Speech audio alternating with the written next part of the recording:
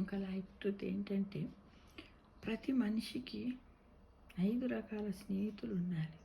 ఎవరు అంటే, ఒకటి విదూషకుడు, అంటే నవ్విస్తూ ఆనందపరిచేవాడు, ఎప్పుడు నవ్విస్తూ కవ్విస్తూ ఉండేవాడు.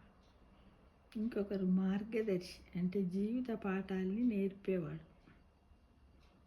ఇలా మార్గదర్శి అంటే నువ్వు తప్పు చేస్తున్నావు, ఇది చేయి అది చేయి, ఇట్లా పోరా, ఈ పని చేస్తే సులువుగా అవుతుందని చెప్పేవారు.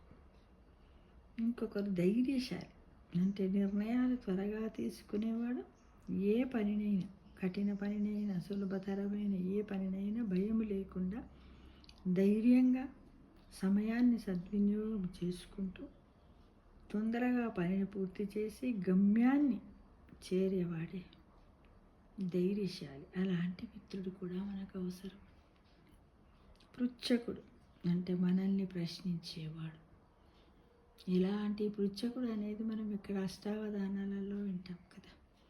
మనం ఏదైనా తప్పు చేయిందిరా అలా చేసావేంటి, అట్లా చేసేది ఇలా చేయాలని మనం ప్రశ్నించే వాళ్ళు కూడా ఉండాలి. కానీ ఈ రోజుల్లో ప్రశ్నించే మిత్రుడు ఉంటే వాడిని పక్కన పెడుతున్నాడు. మనం చేసే వాటిని కూడా ఓర్చుకోకుండా మనం ఇలా చేస్తున్నాడు అని పక్కన పెడుతున్నాము. కనిపెట్టకండి మిత్రమా.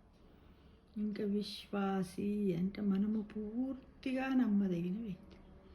ఏ విషయాలైనా వాడికి చెప్తే వాడు బయట మన గురించి చెడుగా మాట్లాడకుండా మనమే సర్వస్వం అంటూ మనకే ఆనందాన్ని పంచే, మనము తను నేను మన అనకుండా ఏకంగా జీవించే ఆలోచనలతో నిండు మనస్తృప్తిగా ఉండే మనిషి వాళ్ళు విశ్వాసి. ఈ 5 మనకున్నప్పుడే మన జీవితంలో కొన్ని పొరపాట్లను తక్కువగా చేయగలుగుతామేమో మిత్రమా.